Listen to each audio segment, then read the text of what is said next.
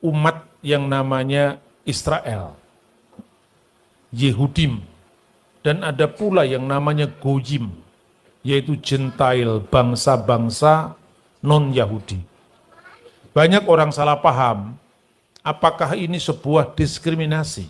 Itu bukan. Jadi Tuhan memilih suatu umat dan pilihan itu sifatnya kekal untuk memberikan rencananya, yaitu penyelamatan seluruh umat manusia. Dan tokoh yang pertama digerakkan oleh Tuhan yang dipilihnya itu Abraham. Abraham diutus meninggalkan negerinya, rumah bapaknya, dan menuju ke suatu negeri yang akan ditunjukkan kepadanya. Kejadian pasal 12 ayat 1. Tetapi negeri itu belum dilihat Abraham. Lalu Abraham diberikan jaminan bahwa dia akan menjadi bangsa yang besar. Dia akan termasyhur namanya, menjadi berkat. Siapa yang memberkatinya akan diberkati, siapa yang mengutuknya akan dikutuk. Dan olehmu semua kaum di muka bumi akan mendapatkan berkat. Maka Israel itu dipilih untuk dikuduskan. Dikuduskan itu bukan berarti dia maha suci, tidak. Dikuduskan itu disendirikan, dipisahkan dari bangsa-bangsa non-Israel. Tapi menjadi bangsa yang terpilih itu standar moralnya lebih tinggi daripada non-Yahudi. Maka Anda lihat dalam sepanjang sejarah itu kenapa Israel itu diberikan hukum-hukum khusus yang tidak diberikan kepada bangsa non-Yahudi. Misalnya, kalau untuk orang Israel berlaku apa yang disebut hukum Musa. Nanti di masa kemudian setelah zaman Yesus, tradisi itu dikumpulkan oleh para rabi yang berotoritas yang disebut dengan Taryak Misvot Muse, 613 hukum Musa. Itu berlaku bagi orang Yahudi. Nah, 613 hukum Musa itu sebenarnya terdiri dari 3 klasifikasi hukum. Yang pertama yang disebut mispatim, hukum yang bersifat universal. Jangan membunuh, jangan berzina, jangan mencuri, jangan bersaksi dusta, itu universal. Mau Hindu, Buddha, Konghucu, semua kan sama kan? Bangsa apapun sama. Itu hukum yang berlaku universal. Yang kedua hukum yang bersifat peringatan. Namanya edot. Misalnya, jangan kamu makan anak kambing bersama susu induknya. Apa logikanya sebetulnya? Supaya Israel tidak sama, dibedakan, dikhususkan, dispesialkan dari peri hidup dan cara-cara bangsa lain yang memuja kesuburan rahim seperti orang-orang Kanaan yang memuja Asyera, seperti orang-orang Tirus Sidon yang memuja Istar. Karena itu tekanannya pada dewi kesuburan. Maka ketika nanti Israel mengalami disintegrasi, terbelah menjadi 2, di wilayah utara itu ada raja namanya Ahab menikahi Isabel. Dengan cara itu masuklah yang namanya sinkretisme menjadi ideologi negara Israel utara. Dan itu kemurkaan bagi Tuhan. Makanya terjadilah Tuhan mengizinkan Elia membunuh nabi-nabi Baal. Itu bukan karena Tuhan itu kejam, tetapi itu langkah-langkah pembasmian akar terorisme atau akar kejahatan. Kalau orang tidak memahami teks Alkitab, Tuhan kok kejam kali Tuhan ini. Kenapa harus dibunuh nabi-nabi Baal itu? Kira-kira mirip ketika orang membasmi terorisme. Karena keselamatan orang banyak lebih penting daripada 1-2 orang. Dan itu ideologi negara. Karena lewat perkawinan politik antara Ahab dengan Isabel. Yang kedua, misalnya dari Edot itu ya, itu adalah misalnya jangan kamu makan daging di sendi pangkal paha. Itu peringatan kita akan komitmen para founding fathers, para patriark, para bapak leluhur Israel. Mengingatkan peristiwa Yakub yang karena kegigihan perjuangannya dipukul pangkal pahanya, tapi dia memenangkan pergulatan itu. Hukum itu kontekstual. Baru yang ketiga namanya hukim. Hukim itu hukum tanpa alasan. Misalnya Imamat pasal 11. Jangan kamu makan onta, apalagi kencingnya. Tidak boleh diminum. Ya kan? Jangan kamu makan kelinci. Ya, kelinci tidak boleh, pelanduk tidak boleh. Baru urutan keempat babi. Tapi kenapa babi dilarang? Kata orang Yahudi. Seorang filosof Yahudi yang lahir tahun 20 sebelum Masehi, meninggal tahun 50 setelah Masehi, namanya Philo. Bukunya yang berjudul The Special Law, jilid 4. Anda bisa lihat itu, gampang di cross check itu. Kenapa babi itu dilarang? Karena babi adalah binatang yang paling enak, paling lezat di seluruh muka bumi bagi yang memakannya. Ini orang goyim ini pasti. Ini orang goyim ini. Ya loh? Bagi yang memakannya artinya apa? Philo sendiri tidak makan. Tapi dia memahami kenapa Tuhan melarang ini bagi orang Yahudi. Kok berat sekali? Kenapa bagi orang Yahudi kok tidak dilarang? Nah, sekarang bandingkan. Ketika gereja perdana, karena saya sengaja kisahkan ini untuk apa? Gereja mula-mula. Gereja mula-mula itu, saudara-saudara, dibagi dalam dua kelompok sebetulnya. Kelompok yang pertama itu gereja Nosrim, pusatnya di Yerusalem. Dipimpin oleh Rasul Yakobus saudara Kristus. Yakobus Yaakub Hasadik, Yakub yang adil, Yakub si adil. Apa yang diperlakukan? Ya hukum Musa tadi. Maka jangan kemudian Anda pikirkan kira-kira Petrus, Yakobus itu kira-kira makan saksang, itu tidak mungkin itu. Jangan hanya karena orang Batak suka makan saksang, terus kemudian cari teman. Ada yang Batak ya? Iya kan? Banyak bro. Bukan itu maksudnya. Tapi yang kedua, untuk pertama kali murid Yesus disebut Kristen itu di mana? Di Antioquia. Di Antioquia itulah yang disebut orang-orang non-Yahudi yang mengikuti Yesus.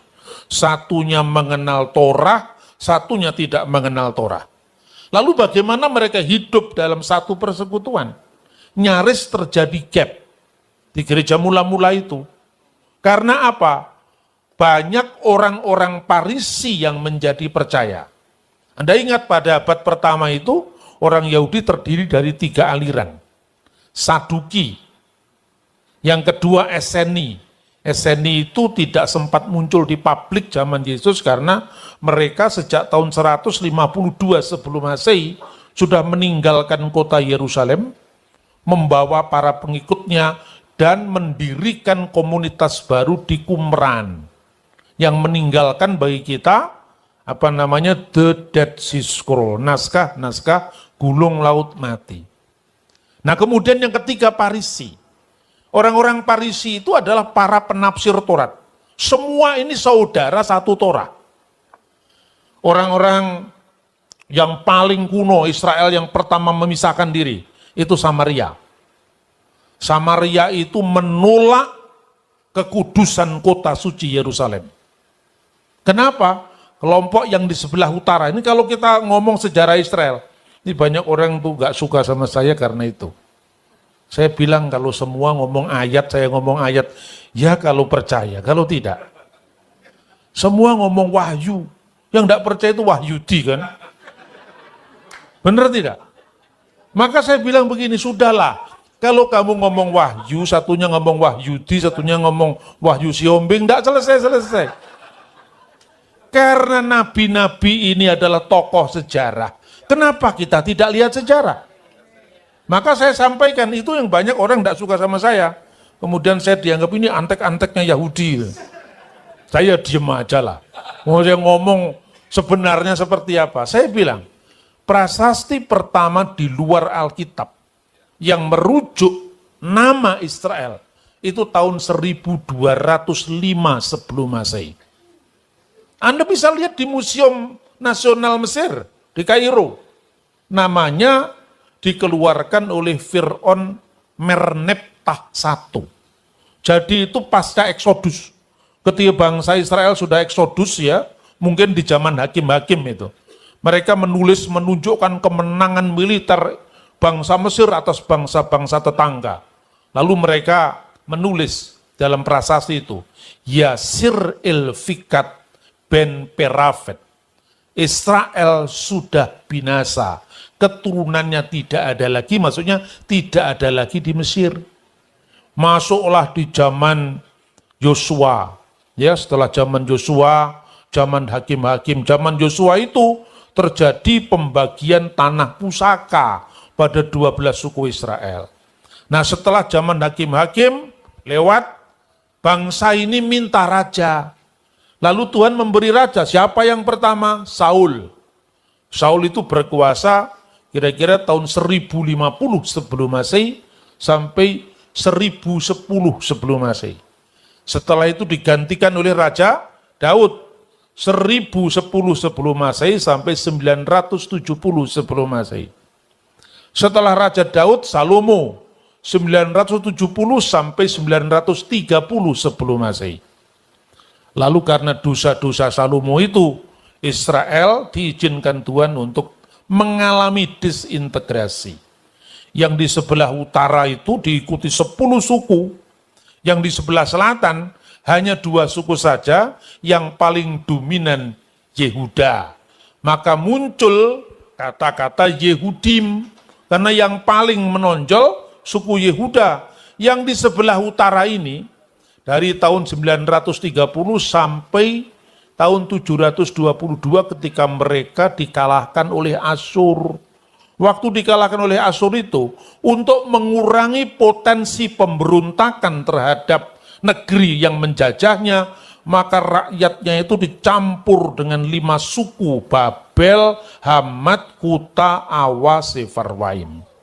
Nanti muncullah kelompok yang namanya Samaria. Orang Samaria sendiri itu munculnya dari Semer, di mana satu bukit dibeli untuk ibu kotanya kerajaan Israel Utara. Tapi bagi orang Samaria, kami ini Shomer HaTorah, penjaga Taurat.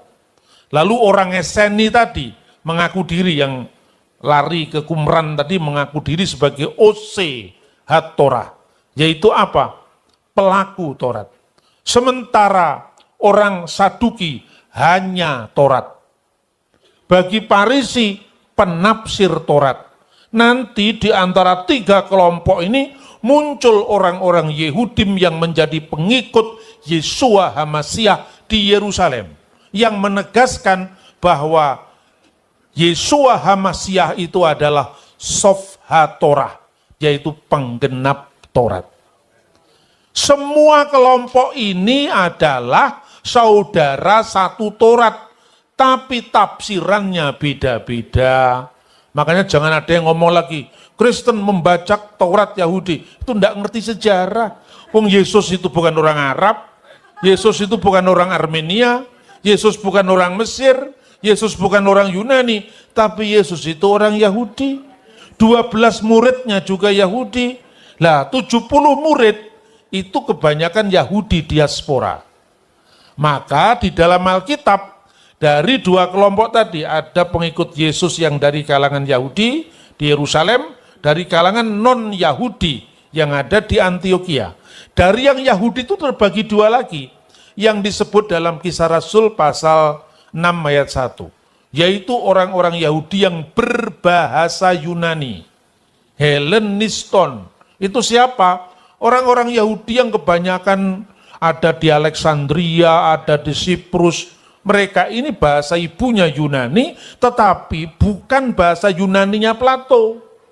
Bahasa Yunani Koine itu bahasa Yunani internasional, cita rasanya tetap Yahudi.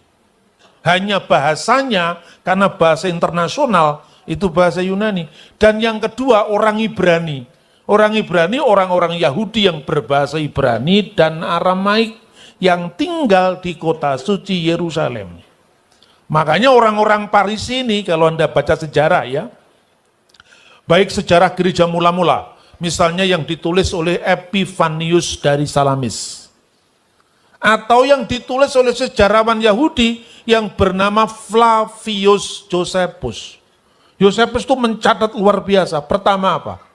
Alkitab sendiri malah tidak mencatat kemartiran Rasul Yakobus. Mengapa? Karena Rasul Yakobus belum wafat, Alkitab sudah ditulis. Sementara setelah wafatnya Rasul Yakobus kan tahun 26 Masehi, Kisah Rasul sudah selesai ditulis.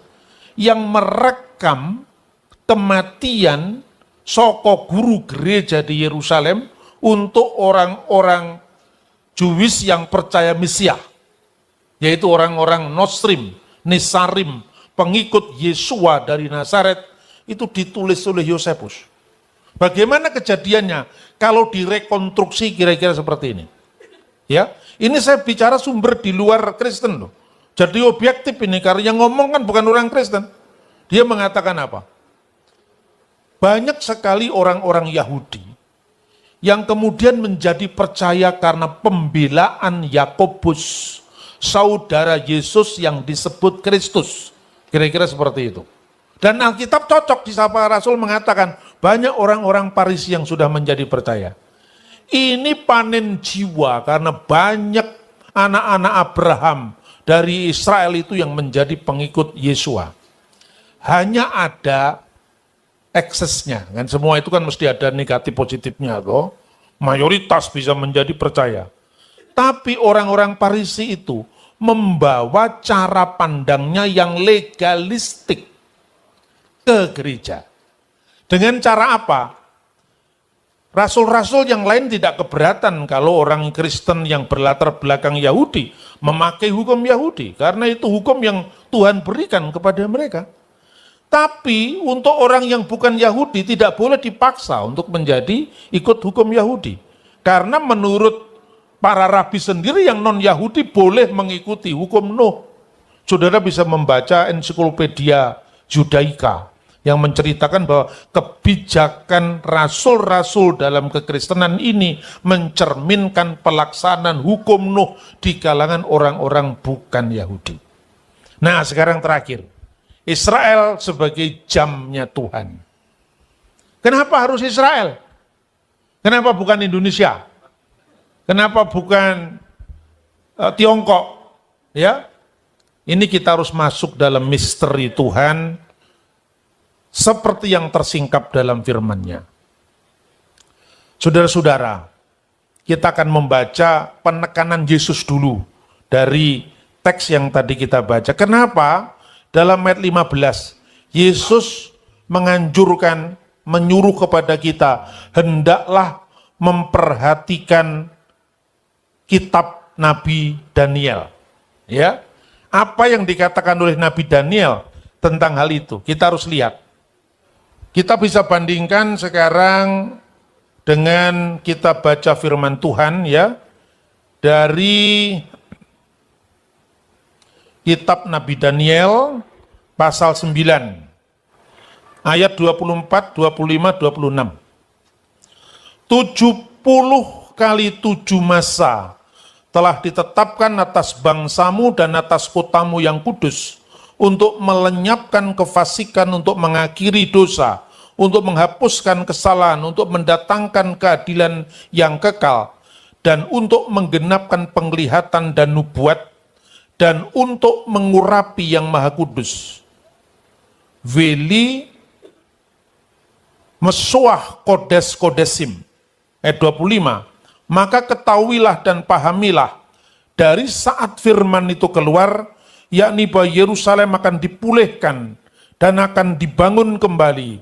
Wi'at Masyah Nakid, sampai pada kedatangan seorang yang diurapi, Masyah, seorang raja. Ada 70 kali 7 masa dan 62 kali 7 masa lamanya kota itu akan dibangun kembali dengan tanah lapang dan paritnya, tapi di tengah-tengah kesulitan. Ayat 26, sesudah ke-62 kali 7 masa itu akan disingkirkan seorang yang diurapi. Ve akheri hasabu imsisim wisenim yikaret masyah. Padahal tidak ada salahnya apa-apa. Maka datanglah rakyat seorang raja memusnahkan kota dan tempat kudus itu, tetapi raja itu akan menemui ajalnya dalam air bah. Dan sampai pada akhir zaman, perhatikan, sampai pada akhir zaman akan ada peperangan dan pemusnahan seperti yang ditetapkan. Nah, menghadapi ayat nubuat ini memang tidak mudah, saudara-saudara. Tapi orang Kristen jangan terjebak dalam ekstremisme. Karena banyaknya nubuat-nubuat seperti ini, kemudian pernah salah dihitung-hitung oleh kaum bidat, maka kemudian kita tidak memperhatikan lagi. Itu juga keliru. Karena apa? Kalau seandainya ayat-ayat ini tidak penting, bagaimana Yesus mengatakan, hendaklah memperhatikan kitab Nabi Daniel. Bahwa terjadinya perbedaan tafsiran antara orang Kristen dan orang Yahudi, antara Kristen dengan sesama Kristen, Yahudi dan sesama Yahudi, itu wajar. Karena tidak setiap orang mengerti secara penuh rahasia firman Tuhan. Tapi yang tidak wajar, yang di luar, yang punya kitab, jangan ikut-ikut kan itu kan. Benar tidak? Dia sendiri tidak percaya kok. Tidak boleh dong ikut-ikut. Nah sekarang, bagaimana orang Kristen memahami ini? Bahwa pertama, Yesus menganggap nubuat itu penting. Sekalipun dalam sejarah pernah terjadi hitungan yang keliru, hitungan yang salah. Kemudian eksistensi bapak-bapak gereja sepanjang abad juga bicara tentang nubuat. Saya berikan contoh. Setelah para rasul, ini seperti sebenarnya ya, kekristenan ini merupakan penggenapan dari Judaisme. Maka lihat, ini tidak boleh dilupakan. Melupakan ini berarti kita melupakan akar sejarah kita. Historia es magistra vitae. Sejarah itu guru kehidupan. Kita tidak mungkin ngomong Republik Indonesia, itu kita potong hanya zamannya Jokowi.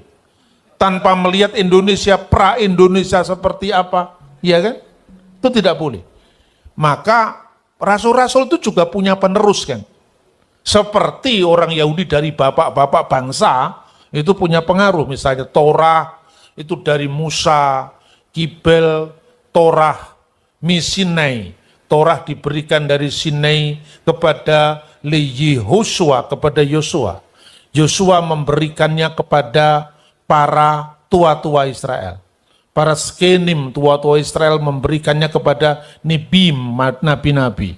Nabi-nabi memberikannya kepada Ansei Knesset Hagedolah.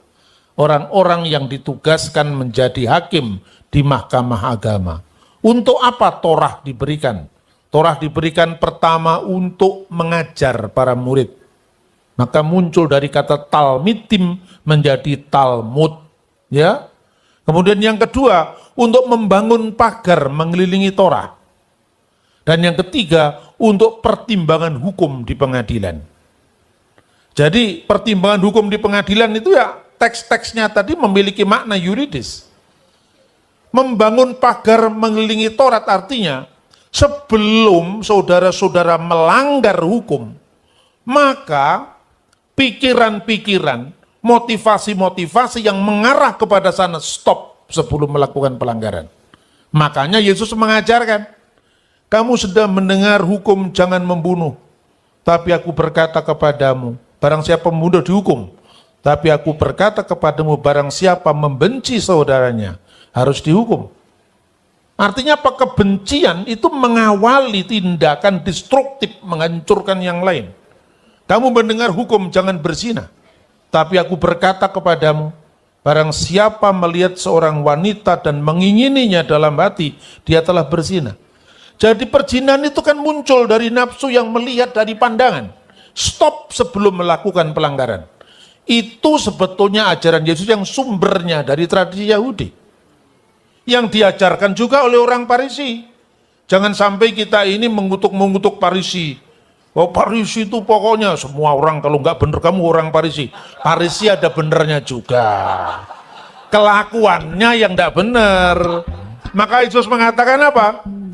Orang-orang Farisi dan ahli Taurat itu telah duduk di atas kursi Musa. Kursi Musa itu tempat mengajar di sinagog. Tapi ketika dia mengajar, kamu dengarkan. Metodenya benar semua. Referensinya benar semua. Tapi kelakuannya yang gajah dibelangkoni, iso khotbah gak iso nglakoni, kan gitu kan. Kira-kira seperti itu. Beda dengan orang Samaria. Jadi kebenaran itu ada 3 klasifikasi. Ortodoksi, kebenaran ajaran. Ortolatri, kebenaran dalam penyembahan. Ortodoksi, ortolatri satu paket. Lalu ortopraksi, kebenaran dalam perilaku, buah-buah roh. Orang Farisi di mata Yesus secara ortodoksi dan ortolatria benar. Tapi ortopraksinya bertentangan dengan teologinya atau keyakinannya atau imannya. Tapi orang Samaria, ketika orang Samaria itu mengeluh, tunjukkan suamimu kan, aku tidak punya suami. Iya betul, kamu sudah menikah 5 kali dan yang sekarang ada bukan suamimu. Itu kritikan Yesus kepada bangsa Samaria. Kamu sudah menikah dengan 5 suku, itu percampuran agama. Babel, Hamat, Kuta, Sefarwaim, ya, itu Awa, Sefarwaim, 5 itu. Dan yang sekarang ini ada karena Yahweh disembah bersama Asera. Itu ada prasastinya. 2 prasasti namanya prasasti Kirbet Elkom dan prasasti Kuntilet Ajur. Terpujilah Yahweh bersama Asera. Masa Asera Dewi Kesuburan dijadikan suami istrinya dari Allah Israel? Kan kekurang ajaran itu. Maka Yesus mengatakan, kamu menyembah kepada Allah yang tidak kamu kenal. Kami menyembah Allah yang kami kenal karena keselamatan datang dari bangsa Yahudi. Itu tidak boleh dihapus, itu kebenaran firman Tuhan. Ya kan? Karena kalau kita kehilangan itu kita kehilangan akar sejarah kita, akar iman kita. Karena keselamatan bukan dari suku Yusuf, sukunya orang Samaria, tapi dari Yehuda. Tongkat kerajaan itu tidak beranjak dari Yehuda. Maka Mesias itu Mesias imam, Mesias raja, Mesias nabi. Nah ini jangan dipahami dari sudut pandang agama lain. Yesus itu nabi kok disebut Tuhan, lah itu salah paham dan berpaham salah. Nggak ngerti itu diam saja. Bener nggak? Ini kadang-kadang kita ini usil dengan agama lain. Nanti kalau kita singgung sedikit, bahaya itu. Gak bahaya makanya kita tidak usah ngomong ke sana. Ya kembali saudara-saudara. Maka di peringatan kepada Yesus, lihat itu nubuatan Nabi Daniel. Artinya perhatikanlah itu. Makanya orang Yahudi itu punya 12 suku. Muridnya Yesus jumlahnya berapa? Apakah itu kebetulan? Tidak kebetulan, karena gereja adalah Israel baru. Di bawah 12 murid, 12 suku Israel, itu ada 70 tua-tua. Setelah 12 murid, Lukas pasal 10 ada 70 murid. Ini pola penggenapan dari Israel, karena pola 12-70 itu, maka gereja juga memiliki kesinambungan dengan para rasul. Contoh sekarang, ini bicara soal nubuat tadi. Rasul Yohanes punya murid, salah satu muridnya itu menjadi soko guru dari 7 jemaat yang dicatat dalam kitab Wahyu. Namanya Polikarpus dari Smyrna. Polikarpus dari Smyrna punya murid lagi namanya Irenaeus dari Lyon. Irenaeus itu mencatat ya buku Adversus Haeresis, menolak bidat-bidat. Dalam salah satu bukunya itu mengatakan, mengutip nubuatan kitab Nabi Daniel. Dan dia menafsirkan tanduk yang mengubah hari, masa, dan hukum itu adalah antikristus.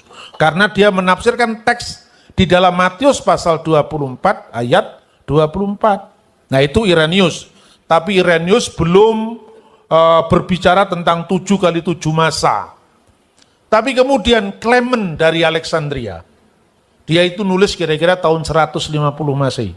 Jadi itu bukan perdebatan modern. Dari gereja mula-mula sudah ada.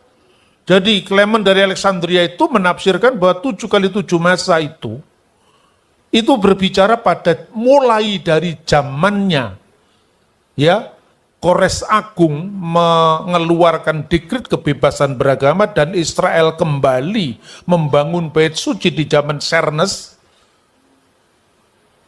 pada tahun abad keempat sebelum Masehi sampai di zamannya datangnya Masiah Nagid, yaitu Mesias yang disebut Raja. Itu ditafsirkan Yesus Kristus. Mengurapi kodesim itu pengurapan terhadap Yesus.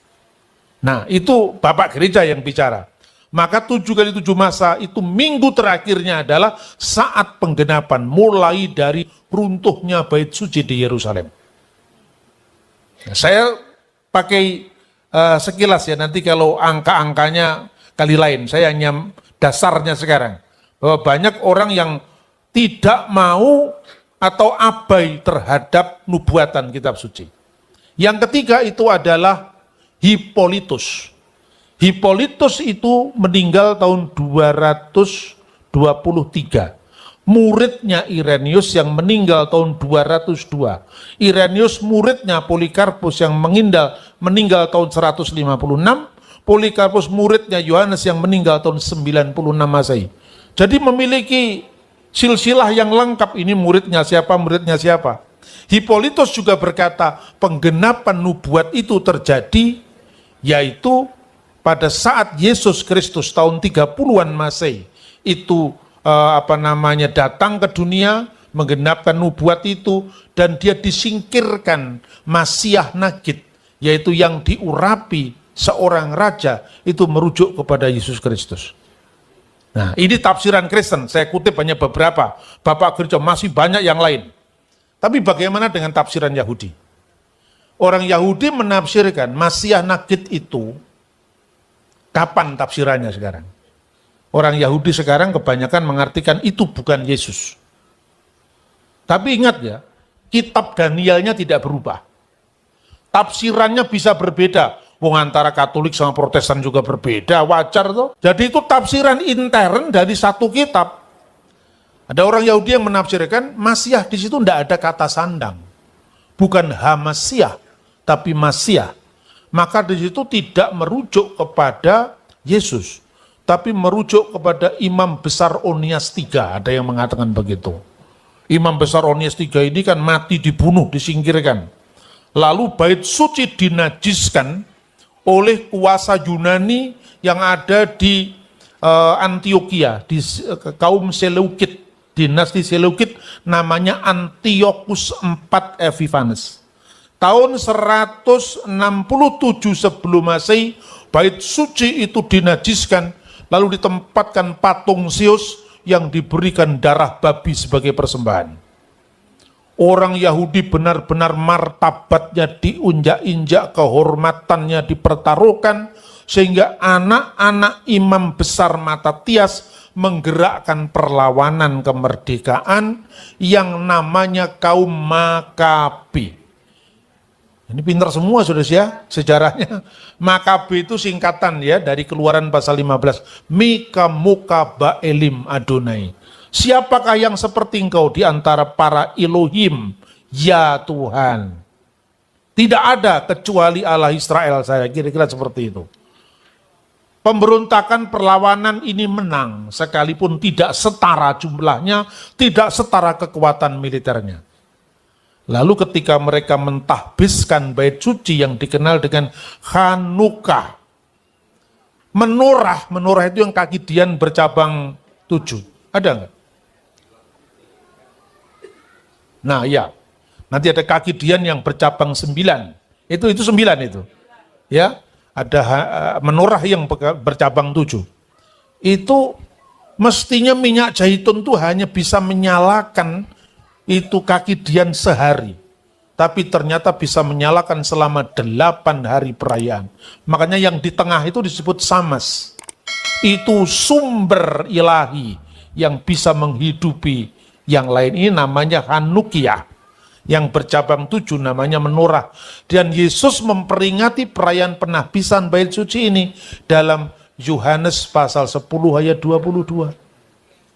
Jadi Yesus tidak pernah melakukan perayaan-perayaan goyim karena dia bukan orang goyim, dia orang Yahudi.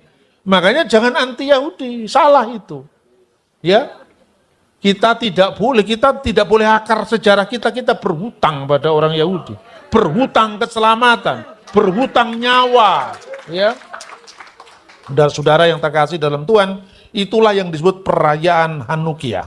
Nah, setelah itu saudara-saudara, terjadilah penafsiran Yahudi yang mulai karena tidak mengakui Yeshua HaMasiah sebagai penggenapan itu, maka ketika bicara siapakah yang namanya Masiah Nakit, kadang-kadang dilewati. Kadang-kadang ada yang polemik, ini bukan Yeshua karena tidak ada kata sandang. Tapi penafsiran Yahudi sebelum runtuhnya bait suci, tahun 70 Masehi, dan penafsiran Yahudi setelah runtuhnya bait suci juga berkembang. Makanya kalau lihat Yahudi jangan hanya Yahudi modern, harus kita lihat naskah Laut Mati Qumran, harus dibaca itu peninggalan kaum Yahudi yang bukan rabinik. Di Israel itu ada yang namanya Yahudi Karaid. Ya, Yahudi Karaid itu menolak Taurat lisan. Yahudi Rabanik menerima Taurat lisan dan Taurat tertulis.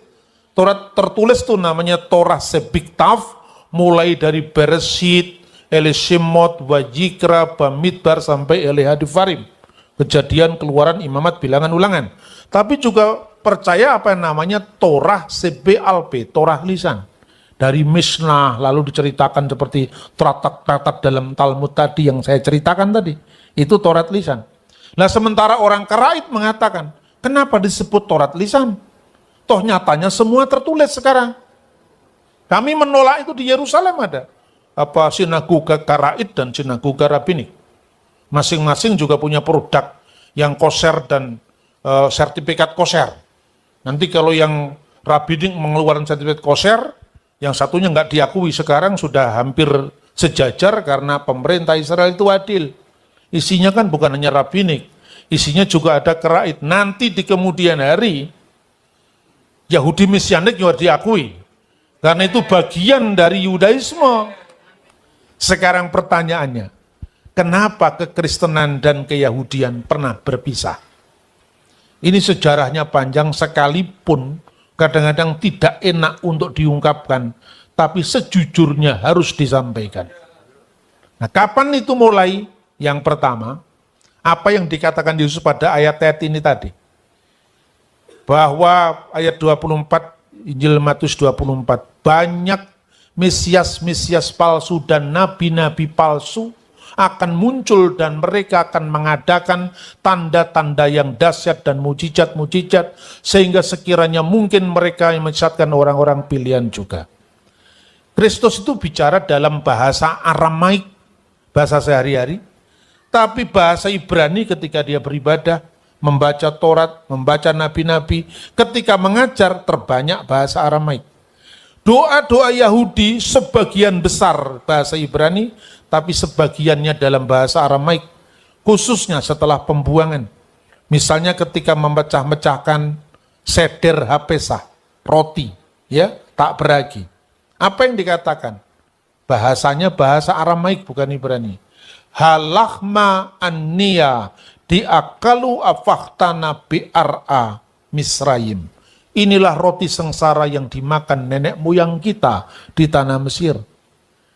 Yesus mengajarkan kata-kata itu tersimpan dalam perjanjian baru seperti Hakal dama maranata eli eli lama sakbaktani talitakum evata hosana, ya. Itu bahasa Aramaik. Maka warisan Ibrani Aramaik sebagai Hebrew Aramaik root of the New Testament itu harus dipertahankan. Kalau tidak, kita tidak mengerti apa-apa. Sekalipun perjanjian baru itu sampai go internasional, lewat bahasa Yunani, kemudian bahasa Latin, tapi akarnya tetap Hebrew Aramaik. Nah saudara-saudara, karena jelas orang Kristen itu ada dari kalangan gereja Yerusalem, yang jelas latar belakang Hebrew Aramaik, dan ada orang Antioquia. Nah pada perang Yahudi pertama, karena orang Kristen ini ya bagian dari Yudaisme, maka murid-muridnya pun ada yang ikut-ikut dalam gerakan-gerakan politik. Misalnya Simon orang Selot. Kenapa disebut Selot? Karena kelompok Selot itu adalah kelompok Parisi yang revolusioner, yang menggerakkan perlawanan terhadap Roma. Itulah yang melatar belakangi zaman itu orang-orang Yahudi menolak kemesiasan Yesua, karena mereka mengharapkan Mesias politik. Apa yang terjadi perang Yahudi pertama? Ditumpas oleh Titus, Jenderal Titus. Yerusalem diratakan menjadi reruntuhan seperti sabda Yesus. Kamu lihat gedung-gedung yang megah ini, tidak satu pun batu dibiarkan terletak di atas batu yang lain, semua akan diratakan. Dan itu terjadi Tisa Bi'ab tanggal 9 bulan Ab. Kira-kira 5 Agustus tahun 70 Masehi. Apakah perang Yahudi berhenti? Tidak. 130 perang mulai lagi setelah kematian Rasul Yakobus. Tahun 130 mereka sempat menang. 132 sampai 135 mereka menang. Bar Kokhba, pemimpin revolusi, tidak hanya menjadi raja, tapi menjadi Mesias Israel. Itu ditetapkan, diakui oleh rabi yang karismatik saat itu, Rabi Akiba. Inilah yang menyebabkan orang-orang Kristen yang dulunya sevisi dengan bangsanya, mereka kemudian hijrah, pindah dari Yerusalem menuju ke salah satu kota yang bagian dari Dekapolis, 10 kota Yunani di Yordan, yaitu Pela. Ini sejarahnya. Lalu pemberontakan atau katakanlah perang kemerdekaan di bawah Simon Bar Kokhba itu ditumpas, sekalipun dia sempat menerbitkan mata uang. Mata uangnya sekarang ditemukan. Mata uang Bar Kokhba. Mata uang itu tertulis dalam bahasa Ibrani, huruf Paleo Hebrew yang dipakai di prasasti-prasasti di zaman Raja Salomo dan Daud. Karena untuk membangkitkan kenangan akan kejayaan Israel Raya, ditulis Lehorot Yerusalem, demi pembebasan Yerusalem, lalu digambari maket bait Allah yang akan dibangun kembali oleh Bar Kokhba. Nyatanya Bar Kokhba ditumpas oleh Kaisar Hadrianus. Tidak satu pun gedung yang dibiarkan berdiri kecuali satu gedung Bukit Sion, tempat di mana Roh Kudus pernah dicurahkan, yang sekarang ini masih bertahan sebagai senakel, ruang atas. Sekarang masih ada gerejanya, sekalipun pernah dipugar dari zaman ke zaman. Dan itu temuan dari arkeolog menjelang atau pada saat perang kemerdekaan 1948. Sinagoge para rasul yang dikenal Bet Knesset Haselichim, yaitu sinagoge para rasul Yesus, itu ditemukan. Tertulis mata uangnya di sana. Lalu apa yang terjadi setelah Israel ini dipadamkan pemberontakannya? Anda bisa membaca dalam catatan sejarah Dio Cassius dalam bukunya yang berjudul Historia Romana, sejarah Roma. Itu menulis kira-kira tahun 160-an, 170-an. Berarti 50 tahun setelah pemberontakan di mata Roma ini dipadamkan, Bar Kokhba tahun 135. Ada 3 kebijakan yang diambil alih oleh Hadrian. Pertama, nama Yerusalem digantikan, dihapus. Nama Yerusalem diganti dengan Alia Capitolina. Dan nama itu dibaktikan kepada dewa Jupiter. Nama Yerusalem menjadi tidak ada lagi. di penulis-penulis Roma, penulis-penulis Latin, penulis-penulis Yunani, tapi di mata orang Yahudi nama itu tidak pernah hilang. Hari ini kita di sini, tahun depan di Yerusalem. 2000 tahun doa ini bergema di setiap rumah-rumah orang Yahudi setiap perayaan Paskah tiba. Tahun ini kita di sini, Lisana Haba'ah Yerusalem, Lisana Haba'ah Yerusalem. 2000 tahun sampai 1948 mereka punya negara di Eret HaKodes di Tanah Suci. Dihilangkan nama Yerusalem itu tidak diketahui orang di luar orang Yahudi. Tapi setiap orang Yahudi selalu ada kata Yerusalem. Lebih-lebih mereka yang membaca Alkitab, Yerusalem tidak pernah hilang dari sana. Itu sebabnya kenapa Israel sangat sulit melepaskan Yerusalem. Ibu kota mereka sejak zaman Raja Daud, sejak monarki Israel Raya, sampai kerajaan Yehuda, sampai kerajaan Hasmonaim Makabe, sampai sekarang. Kebijakan kedua, nama Israel harus dihapus dari muka bumi. Diganti dengan Syria Palestina. Ya, karena provinsi Syria digabungkan dengan provinsi Yudea. Sekalipun sebelum itu Aristoteles, Herodotus sudah menyebut kata Syria dan Palestina, tapi tidak merujuk pada entitas negara, tapi suku-suku yang menghuni wilayah Mesir, Syria, dan Palestina, karena tempat tinggal orang-orang Filistin kuno. Nah, dari situlah diganti dengan Syria Palestina. Maka sejak saat itu penulis-penulis Roma, penulis-penulis Yunani menyebut dengan Palestina. Jatuh bangunlah negeri ini ke tangan bangsa-bangsa lain, terakhir abad 15 jatuh ke tangan Turki Utsmani. Dan nama Palestina bertahan sebagai nama provinsi Palestina di bawah kekhalifan Turki Utsmani, sampai kemudian Perang Dunia Pertama, Turki itu mendukung Jerman melawan Inggris, Amerika, Perancis, dan Perang Dunia Pertama dimenangkan Inggris, Amerika, Perancis. Maka menurut Jurisprudai hukum perang, pemenang perang menguasai wilayah itu. Makanya muncul mandat Inggris yang menerbitkan koin Palestina itu. Ya kan, itu bukan Palestina negara, itu Palestina sebagai nama provinsi yang diterbitkan uangnya di bawah mandat Inggris. Dan yang menerbitkan itu namanya Anglo-Palestinian Bank, Bank Palestina, yang mendirikan adalah murid-murid Theodor Herzl. Sekarang itu menjadi bank terbesar di Israel, namanya Bank Leumi. Yang ketiga, ini yang lebih penting. Orang-orang Yahudi tidak boleh tinggal di kota suci Yerusalem. Yahudi yang mana? Kan Saduki sudah hilang. Karena kehilangan pekerjaan dong, biasanya dia menguasai bait suci, punah mereka. Eseni sudah hilang sejak tahun 68 Masehi. Yang tinggal hanya Parisi. Lah Parisi itu ada dua. Kalau nggak percaya Yesus, ya percaya Yesus. Mayoritas tidak percaya Yesus, itu Yahudi yang namanya nantinya Yudaisme. Sementara yang percaya Yesus namanya Nesarim, pengikut Yesus, orang Nazaret. Sejak Yamnia, peralihan dari kota Yerusalem, mereka menyingkir ke Yamnia, mereka meneruskan agama Yahudi mereka, dan mereka mulai mengutuk orang Kristen. Karena apa? Karena orang Yahudi baik percaya Yesua maupun tidak percaya Yesua harus keluar dari Yerusalem. Tapi orang Kristen bukan Yahudi boleh tinggal di Yerusalem.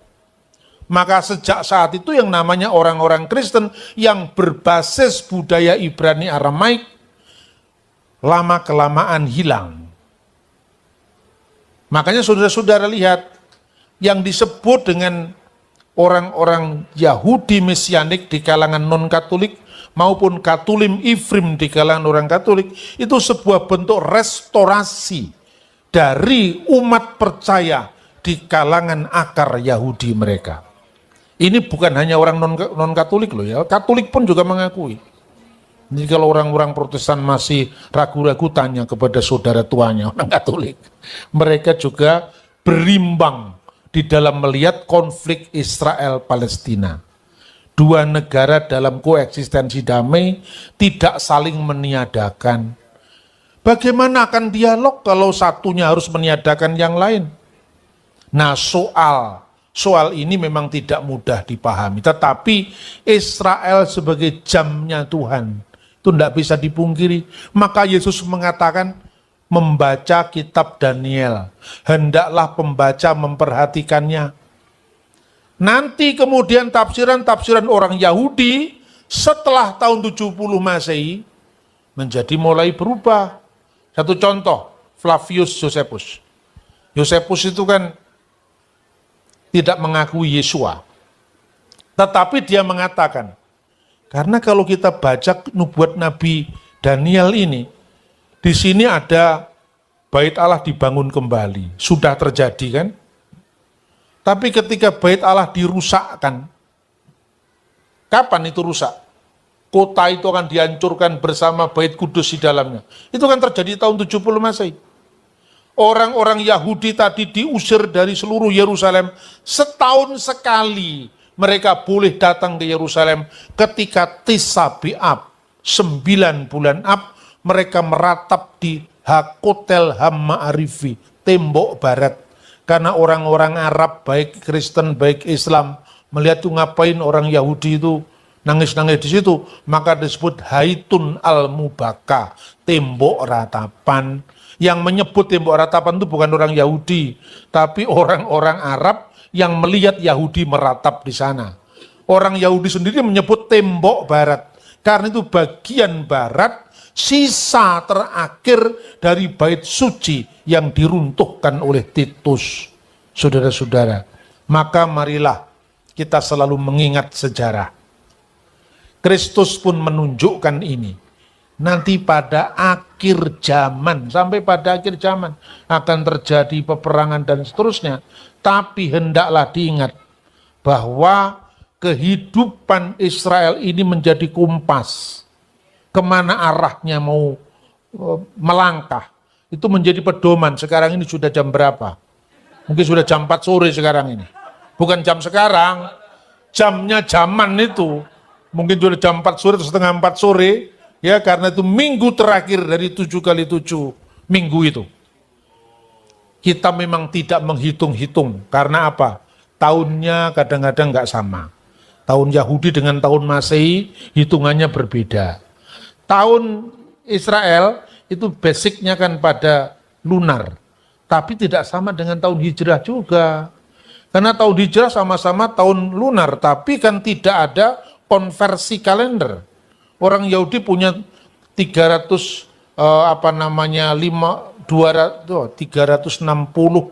ya kalau tahun ini 354. Tapi setiap 19 tahun 7 kali ada bulan ke-13.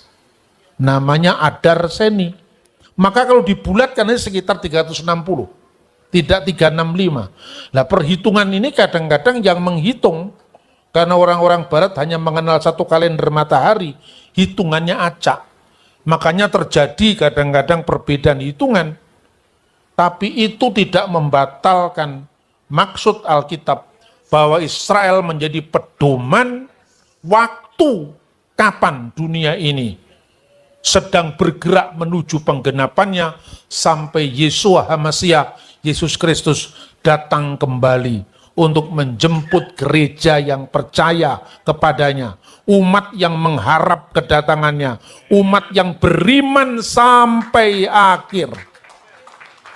Kiranya Israel sebagai jamnya Tuhan ini mendapatkan apresiasi, mendapatkan perhatian dari setiap orang yang percaya kepadanya.